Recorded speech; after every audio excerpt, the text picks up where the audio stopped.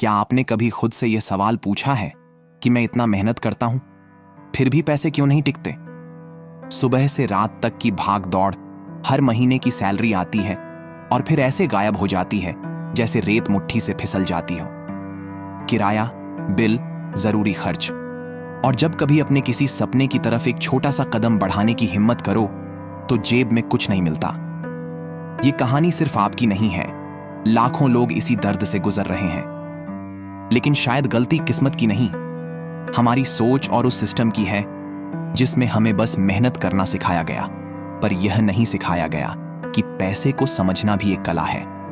आज का यह वीडियो उन 3 सच्चाइयों की बात करेगा जो न स्कूल में सिखाई जाती हैं, न कॉलेज में और न ही किसी नौकरी में, लेकिन यही 3 सच्चाइयां आपकी जिंदगी की दिशा बदल सकती हैं। तो दोस्तों, आप ये कहानी को अंत तक जरूर सुने। राहुल एक 32 वर्षीय पढ़ा लिखा युवक था। अच्छे कॉलेज से डिग्रियां ली, जीवन में कुछ बड़ा करने का सपना देखा और हर दिन मेहनत की। वह वक्त का पाबंद था, ईमानदारी से काम करता और किसी का दिल दुखाना तो दूर, कभी किसी का नुकसान तक नहीं किया। लेकिन फिर भी किस्मत जैसे उस पर मेहरबान नहीं थी। जब उसने एक छोटा सा बिजनेस शुरू किया तो शुरुआत में उम्मीदें जगी, मगर कुछ ही महीनों में सब बिखर गया। कभी क्लाइंट नहीं मिले तो कभी खर्चा बढ़ता गया। उसने सोचा नौकरी करना बेहतर होगा, लेकिन वहां भी हालात कुछ अलग नहीं थे।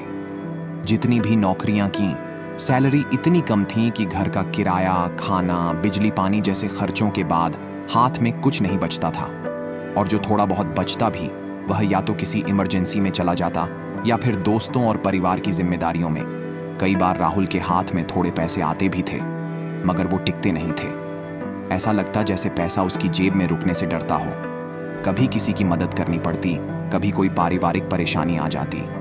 वह अक्सर अकेले बैठकर सोचता, क्या मेरी मेहनत बेकार जा रही है? क्या मेरी किस्मत ही खराब है? क्यों मुझे कभी स्थिरता का अनुभव नहीं होता? उसने कभी गलत रास्ता नहीं चुना, न किसी को धोखा दिया। फिर भी उसे लगता था जैसे जिंदगी उसकी परीक्षा ले रही हो।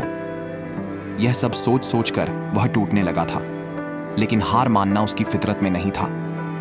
उसने किताबें पढ़ी, सेमिनार में गया और कई जानकार लोगों से सलाह ली, लेकिन हर बार नतीजा वही था, खाली जेब, भारी मन और अधूरी उम्मीदें। और फिर एक दिन कुछ ऐसा हुआ जिसने राहुल की जिंदगी की दिशा ही बदल दी।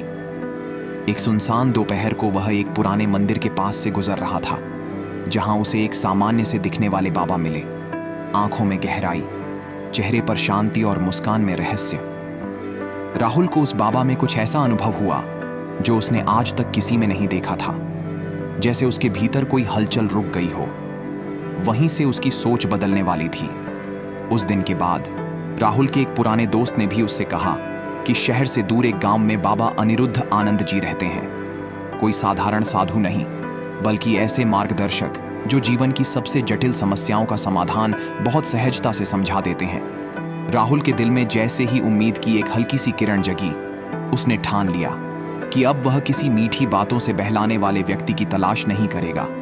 उसे ऐसा कोई चाहिए था जो बिना लाग लपेट के उसकी आंखों में आंखें डालकर सच्चाई कहे, भले ही वह सच्चाई तकलीफ देने वाली क्यों ना हो। अगली ही सुबह राहुल ने बिना किसी देरी के अपने जरूरी सामान समेटे और शहर के कोलाहल से दूर उस गांव की ओर रवाना हो गया जहां बाबा अनिरुद्ध आनंद जी रहते थे। रास्ता लंबा था, धूल से भरी सड़कें, हरियाली से ढकी पगडंडियां और पीछे छूटता हुआ शहरी शोर। जैसे जैसे वह गांव के करीब पहुंचता गया, उसका मन एक अजीब सी शांति से भरता गया। आश्रम किसी पुराने युग की छवि प्रस्तुत कर रहा था। कच्चे रास्ते, मिट्टी की दीवारें और एक विशाल पीपल का पेड़ जिसकी छांव में बाबा बैठे थे। उनका चेहरा अत्यंत शांत, वस्त्र सफेद और आंखें गहरी थीं। चारों ओर कुछ ग्रामीण और कुछ बाहर से आए लोग बैठे थे।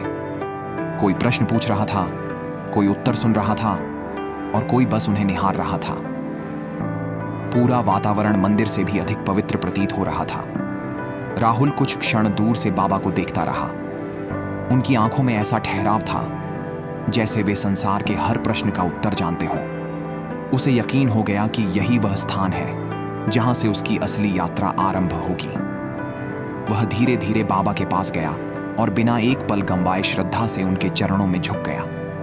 उसकी आंखों में बेचैनी थी, मन में वर्षों की थकान और होठों पर एक गहरा प्रश्न। उसने विनम्रता से कहा, बाबा, मैं बहुत मेहनत करता हूं, पूरी ईमानदारी से, लेकिन फिर भी मेरे पास पैसा नहीं टिकता। जैसे ही आता है वैसे ही चला जाता है। ऐसा क्यों होता है? बाबा ने उसकी आंखों में गहराई से देखा। वहां निराशा, असहायता और टूटा हुआ आत्मविश्वास साफ झलक रहा था। वे हल्के से मुस्कुराए, जैसे उन्हें पहले से सब कुछ मालूम हो। फिर उन्होंने शांत स्वर में कहा, बेटा, इस प्रश्न का उत्तर देने से पहले मुझे तुम्हारी कुछ बातें जाननी होंगी। मनुष्य का जीवन उसकी आदतों से बनता और बिगड़ता है। तुम बताओ, जब तुम्हारे पास पैसे आते हैं तो सबसे पहले क्या करते हो? राहुल थोड़ी देर सोच में पड़ गया। प्रश्न आसान था, पर उत्तर देना कठिन। उसने धीमे स्वर में कहा, बाबा, जब पैसे मिलते हैं तो सबसे पहले मैं अपने जरूरी खर्चे निकालता हूं। घर का किराया, बिजली पानी का बिल, खाने पीने का सामान, यात्रा का खर्च, और फिर जो बचता है उससे कुछ जरूरी चीजें खरीद लेता हूं। बाबा ने सिर हिलाया और पूछा, और उसके बाद? राहुल ने संकोच से कहा, फिर जो थोड़ा बहुत बचता है उससे या तो दोस्तों के साथ बाहर खा पी कर खर्च कर देता हूं, या कभी कभी कुछ ऐसा खरीद लेता हूं जो उस वक्त अच्छा लगता है। बाबा कुछ क्षण शांत रहे। हवा में हल्की सरसराहट थी, पीपल के पत्ते मंद गति से हिल रहे थे।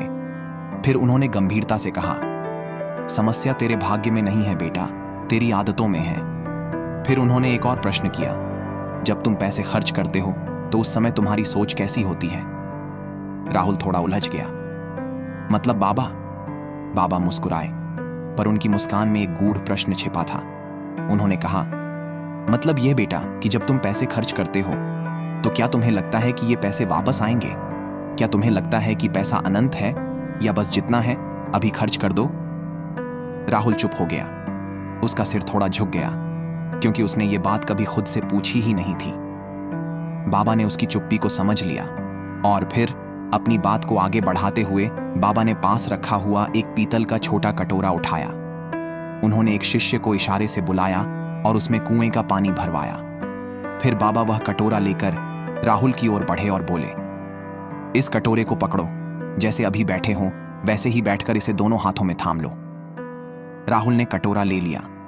वह पूरी तरह पानी से भरा हुआ था, किनारे तक। उसने सावधानी से उसे दोनों हाथों से पकड़कर अपनी गोद में टिकाया और बिल्कुल स्थिर बैठ गया। कुछ मिनट बीते होंगे कि बाबा की गहरी स्थिर आवाज सुनाई दी, अब इसे पूरी ताकत से पकड़ो, जितनी ताकत हो उतनी ताकत से। राहुल ने तुरंत अपनी पकड़ मजबूत कर ली। उसकी हथेलियां तन गईं, मांसपेशियां अकड़ गईं और चेहरा हल्का तनावपूर्ण हो गया। लेकिन फिर भी वह कटोरे को कसकर पकड़े रहा, जैसे उसमें उसकी पूरी मेहनत समाई हो। बाबा ने कुछ देर बाद अगला निर्देश दिया, अब इसे पलट दो। राहुल थोड़ा चौंका, लेकिन बिना कुछ कहे उसने जैसे ही कटोरे को पलटा, सारा पानी एक तेज धार की तरह नीचे गिर पड़ा। कुछ पानी उसके पैरों पर छलका, कुछ मिट्टी में समा गया और कुछ बस बहकर दूर चला गया। बाबा यह दृश्य देखकर हल्के से मुस्कुराए, फिर गंभीर स्वर में बोले, यही तो तुम्हारी सबसे बड़ी समस्या है बेटा। तुम पैसे को भी ऐसे ही पकड़कर रखते हो, डर के साथ, मजबूरी के साथ और बिना किसी दिशा के।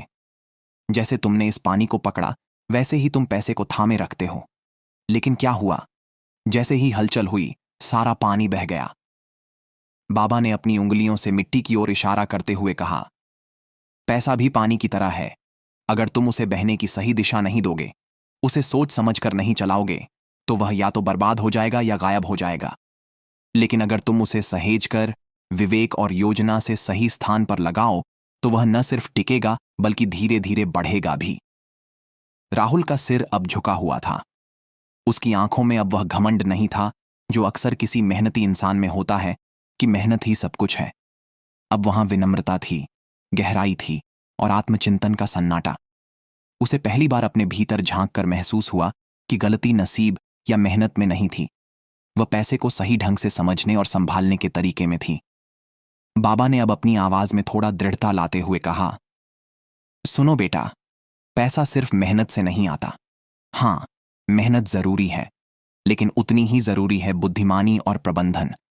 तुम दिन रात मेहनत करते हो, सोचते हो कि पैसा अपने आप तुम्हारे पास टिकेगा, लेकिन यह अधूरी सच्चाई है। अगर तुम कमाई के साथ साथ पैसे को संभालना और चलाना नहीं जानते, तो वह ऐसे ही उड़ जाएगा जैसे ठंडी हवा में दीपक की लौ। राहुल की आंखों में अब एक नई चमक थी। वह सीख चुका था कि सिर्फ अर्जन नहीं, प्रबंधन ही असली संपत्ति है। अगर आपको यह कहानी जीवन की किसी सच्चाई की याद दिलाती है, तो इसे अपने दोस्तों और परिवार के साथ जरूर साझा करें। ऐसे और भी प्रेरणादायक जीवन अनुभवों और शिक्षाओं के लिए हमारे चैनल बुद्धा ज्ञान को सब्सक्राइब करें और बेल आइकन दबाएं, ताकि अगली कहानी आपसे कभी न छूटे। याद रखें, सच्ची समझ वहीं से शुरू होती है जहां अहंकार खत्म होता है।